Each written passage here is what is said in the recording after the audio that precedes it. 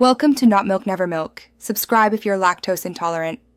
You start by confirming requirements. Make sure Windows 10 is updated and you're signed into an administrator account. Once done, press Win+I to open settings. Go to Gaming, then choose Game Mode.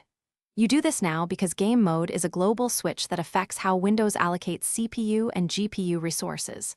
While here, scan the toggles so you know where Game Mode appears. This ensures the next steps are quick and accurate, no jumping back later. Once Game Mode is visible, flip the toggle to On. This instructs Windows to prioritize resources for the active game. Next, open Xbox Game Bar to enable recording and overlays if you want captures. These interact with Game Mode.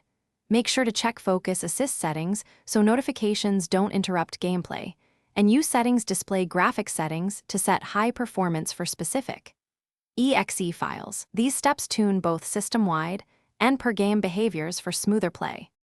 Finish by restarting your PC so changes fully apply, then launch a demanding game to verify improved stability or frame rate. If you see problems, toggle Game Mode off and on again, and update your GPU drivers.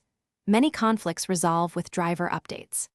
If crashes persist, open Reliability Monitor or Event Viewer to identify errors, and consider disabling overlays like Discord or third-party recording tools, because they